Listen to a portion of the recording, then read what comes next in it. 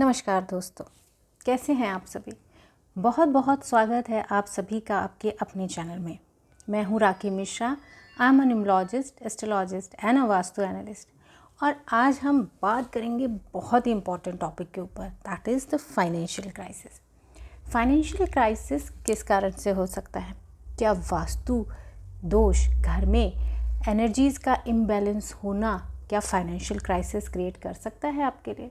जी दोस्तों, बिल्कुल क्रिएट कर सकता है। अगर आपके घर में जो जोन ऑफ अर्निंग्स हैं, जो जोन ऑफ अपॉर्चुनिटीज़ हैं, जोन ऑफ क्लैरिटी है, south east zone of churning है, ये सब चीज़ें इम्बैलेंस्ड हैं तो कई बार आपको फाइनेंशियल क्राइसिस फेस करने पड़ते हैं। सबसे पहले हम बात करते हैं नॉर्थ ईस्ट जोन की। This is the zone of clarity. अगर इस जोन में किसी भी तरह के कोई इश्यूज़ हैं, इम्बैलेंसेस हैं, टॉयलेट सीट है तो या स्टोरेज है, तो आपको क्या करना है? अब टॉयलेट सीट तो आप इतनी आसानी से रिमूव नहीं कर पाएंगे, तो उसके आसपास आपको क्या करना है?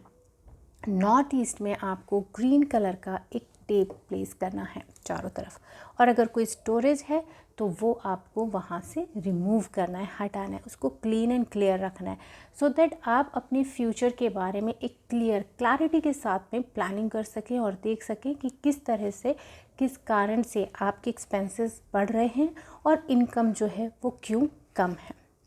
दूसरे हम जोन की बात करते हैं, that is the north. North is the zone of opportunities. इस जोन की वजह से अगर इम्बैलेंस हो किसी भी तरह का, तो आपके पास चाहे वो बिज़नेस हो या फिर जॉब हो, नए अपॉर्चुनिटीज़ आपको नहीं मिल पाते हैं। स्टोरेज है, टॉयलेट है, या कोई ऐसा रूम है जहाँ पे आपने स्टोरेज सिर्फ कर दिया है, स्टोर रूम बना दिया है, या फिर ओवरहेड वाटर टैंक हो गया है, तो इस तरह की चीज़ों को, इस तरह के प्रॉब्लम्स को, वास्तु दोष को दूर करना बहुत ज़रूरी है। अगर नॉर्थ डायरेक्शन में किसी भी तरह का वास्तु दोष है तो पहले आप उसको कलर थेरेपी भी दे सकते हो। आप उस जोन में ब्लू कलर के बॉटल में एक मनी प्लांट भी प्लेस कर सकते हो। स्टोरेज है तो उसको रिमूव किया जा सकता है। टॉयलेट सीट है तो वहाँ पर आप ग्रीन कलर के टेप से उसको चारों तरफ से ब्लॉक भी कर सकते हो, उसके नेगेटिव एनर्जी को ब्लॉक भी किया जा सकता है। अब हम बात करते हैं कि अगर आपका साउथ ऑफ साउथ ईस्ट है, इसको हम बोलते हैं जोन ऑफ कॉन्फिडेंस, वॉइस। आप अपनी बातों को रखते कैसे हो?